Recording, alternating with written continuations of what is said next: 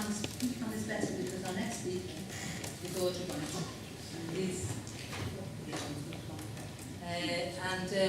And she's going to talk about health and safety. Sexual harassment is a health and safety issue from her personal experience. So I think that's it. Play the film first.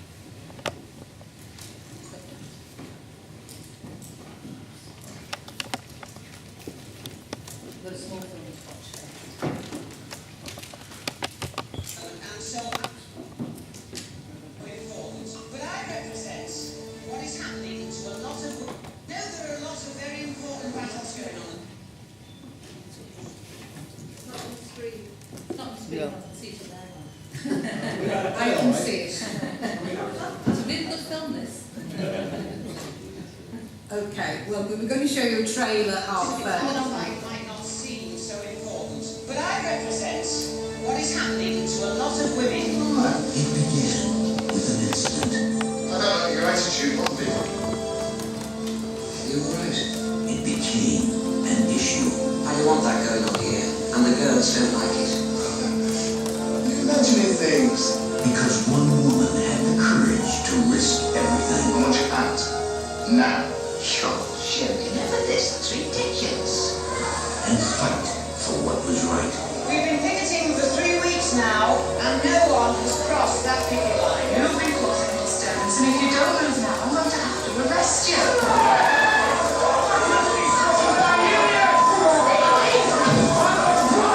Sexual harassment is... Dad, come in quick. What's on television? The moment there's nationally settled pickets on the shops just about everywhere. I can't ask him, but it's that not for me. Go on, Noel. What do you have to lose? You're making a very fair offer. I want the same job in the same store. So I want to love you. I'm very, very proud of you. Two-time Academy Award winner Glenda Jackson and Kathy Tyson from Mona Lisa. Business as usual. I've never been active in the union, but I can tell you something. I am now. Business as usual.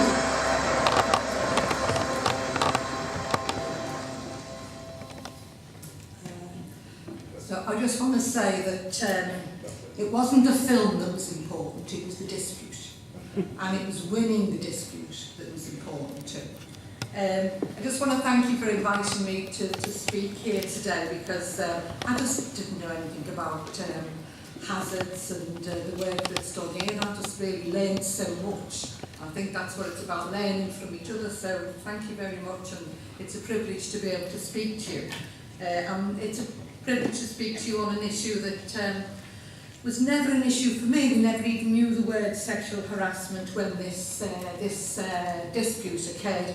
So you've got to go back to the 1980s, and it's a story I want to tell you because it's like this is a warning to what happens if you don't raise sexual harassment as a health and safety issue in the workplace. I'm quite proud of an old interview I did with Kilroy Silk on a chat show in the 1980s, and we're all finding our way on this issue.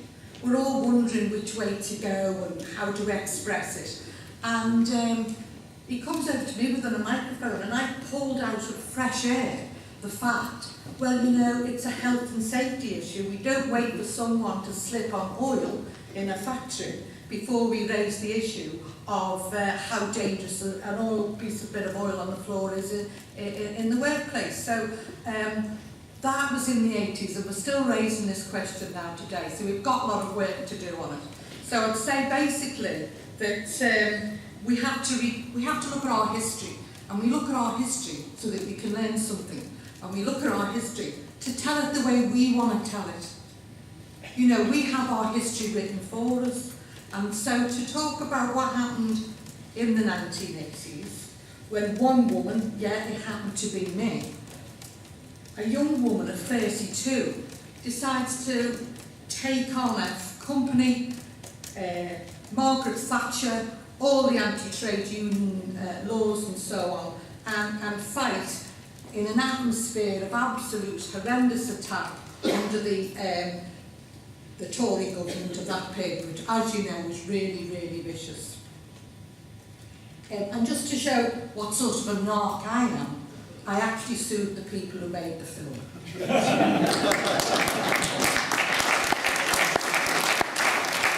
I have to say, the reason I did it was because it should really have been about not one man wanting a relation, a rather handsome man wanting a relationship with one young girl. It's the contempt in which workers are treated, which follows on from the manner in which they're paid, the contempt that's given to both. And it's not about personal relationships, and it doesn't show you the viciousness that companies, we all know as trade unions, the viciousness of the company fighting on any issue, never mind sexual harassment. So we have to go back to Liverpool in the 1980s, and you have to realise, we now know there was this attack on Liverpool. They called it the managed decline, and we were suffering from that. But our city wasn't going to have it. Even our councillors, broke the law to build houses, nurseries, sports centres, jobs and so on. That is a different story. But my fight, if you like, reflects the whole mood of that movement at that time. That when I was managing the store, it's quite a big store, 15 staff, 4 of my staff were actually sexually harassed by the area manager. Their uniforms, which they paid for themselves, were falling to bits. And as he was asking each girl what was wrong with them, he would, if it was the hem, he'd pick the hem of the dress up and look under a skirt. This is in front of customers. Another girl, the sleeve was fraying, and he put his hand inside her bra and pulled her bra strap down and said, "The trouble with you is you've been had up against too many backyard walls." And there was 4 incidences like that. It was absolutely appalling. And the staff asked me, bear in mind I wasn't the shop steward or anything, I was the boss, come up to me and said, "We're not happy with this behaviour." I said, "What did you want me to do?" And they wanted it stopping. And that was it. So when I approached my area manager, I said, "We're not happy with your behaviour towards the staff. I'm responsible for their welfare, and we want it to stop." That was it. Quite simple. That's looked upon as heroic, because that's how vicious this company and most companies are. So he said nothing, and on the Monday he phoned me up at home and sacked me. And when I started to cry, bearing in mind we all had bills and mortgages and it was Liverpool, he said, I'm sacking you isn't plain English bloody good enough for you. That's what I'm doing. Now what he didn't know was I was a member of the TG. One of the biggest unions in the country at the time. And they advised me to keep going back into work, which I did, because I had nothing in writing. And they brought the police in.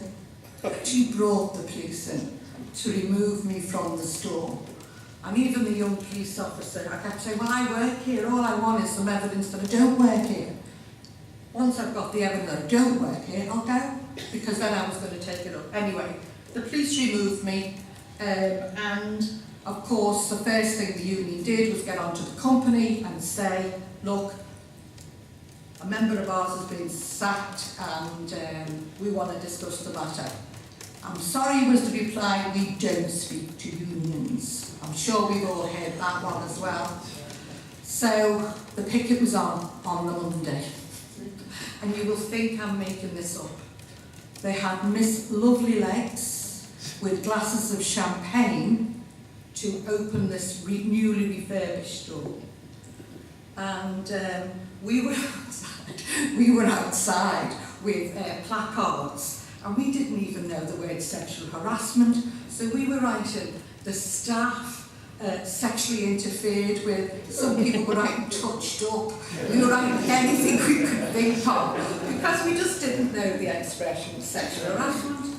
So we did obviously after a few days start you know, to learn the right terminology. But he was touching them up.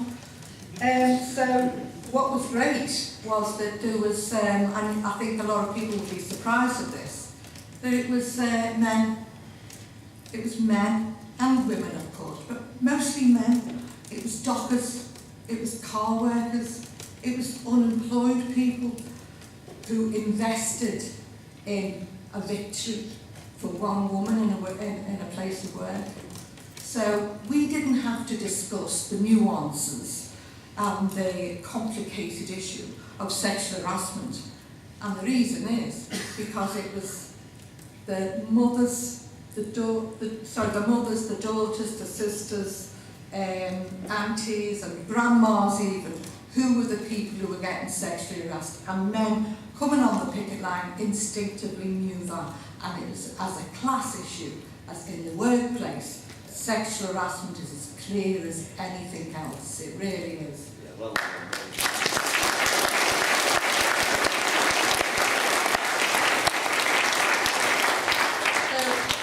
we had week after week after week picketing, and it's not like picketing when you go into work and come home, you know, when you go in and come out. And it's a difficult thing to accept for most of us as trade unions, but the staff didn't support me. But I have to say, I completely understood that, because at the end of the day, I was the boss, I'd objected, and I'd got the sack. So I think they learned the lesson that you stick with the employer, which they did. And that was even another reason why it was so important to win that dispute. Because if I had lost that dispute, then girls would learn a lesson that they have to put up with sexual harassment every day of their working lives. So that was one of the things that steeled us.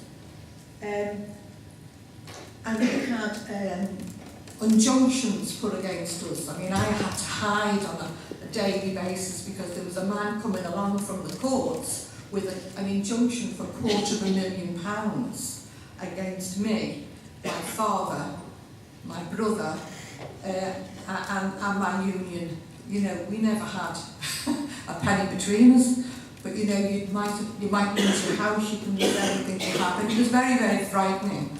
And people used to shout, you know, go and hide, but they eventually managed to serve an injunction on me and my family and the union. And we had to go to the highest court in the land and try and fight that. But as you know, the trade union laws meant, and they're still on the statutes today, meant that I was the only person that could fight for my job, that everybody else was breaking the law. And we decided as a union, as members, as a membership, that we would continue to picket. So every day we were in fear of having our union funds sequestered or personally having to go back to court. So it was absolutely a vicious, vindictive attitude from the company, using every law they could against one woman worker who'd defending their boss for the way he treated their staff. And up until, they never ever admitted to what had happened. So we carried on. Even Lenny McCluskey was on my picket line. And one day 7 of us were arrested. I wasn't arrested, but 7 pickets were arrested. 6 of them pickets were men, and 1 was a young schoolgirl. And this was the message from the police. Of all the people arrested in Liverpool on that day, the only one that was strip-searched, and strip-searched with the door open, was the schoolgirl. And I don't mean a schoolgirl. She was 16, 17 years of age, and the police gave her a lesson. You're demonstrating against sexual harassment, we'll show you sexual harassment. And to this day, it upsets me that happened to that girl. It was absolutely appalling. But we won the case against the pickets. We fought it every inch of the way, and we made trade union history. For the first time in trade union history, the police had to pay costs to the union. They actually said we'd formed a human chain in front of the store. And if you think about it, this was a picket line, this was Liverpool. Nobody crossed a picket line in the 1980s in Liverpool. Well, never do. So it was a tremendous victory that we won that. And there's a point to make now that all of the years people said we should wait for a Labour government. When you have disputes now, even Friday in my constituency, we talked about cuts to the fire brigade and all the rest of it. And people say, wait for a Labour government. You can't wait for a Labour government. You're talking about lives.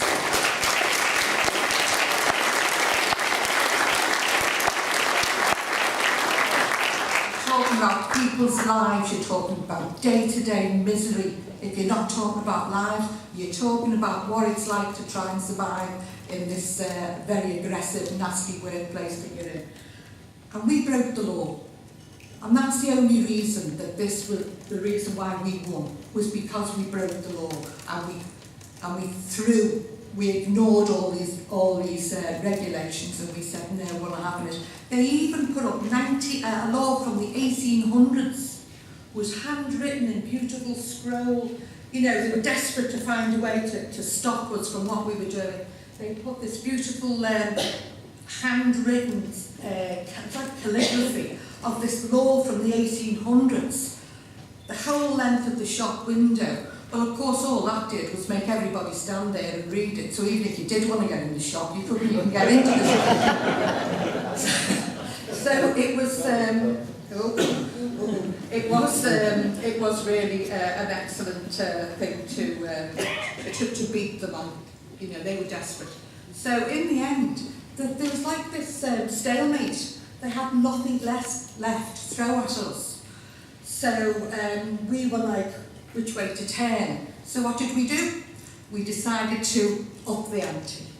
And we started picketing in Manchester and in London on the men's stores.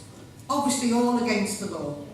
So they threw their hands up in absolute despair, invited us to a meeting in London, and he's thrown me with this 2 minutes now.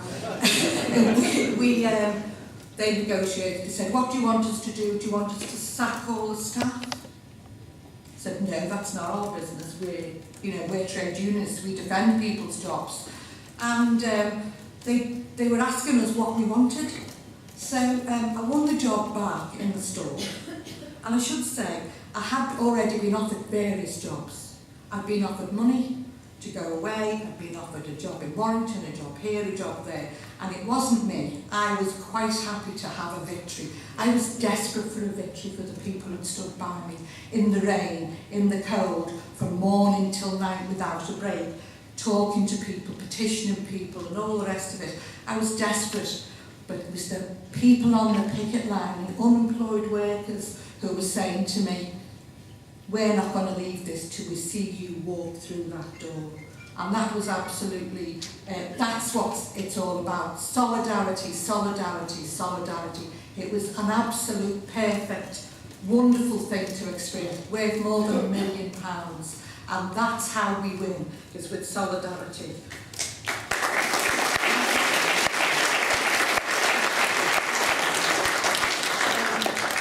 What I wanted to say was that we also won my pay while I was on the picket line. And then we were thinking, what else can we ask for? And I said, well, how about a discount for trade unionists in the store? And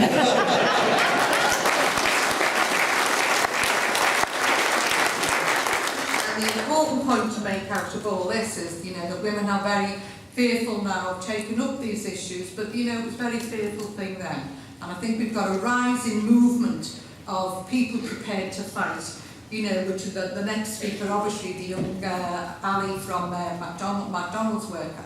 There's lots and lots and lots of situations now where workers are starting to feel the power of our trade union movement. And I think with the promise from the new Labour leader, Jeremy Corbyn, to rescind the anti-trade union laws, which to the shame of Tony Blair has stayed on the statute.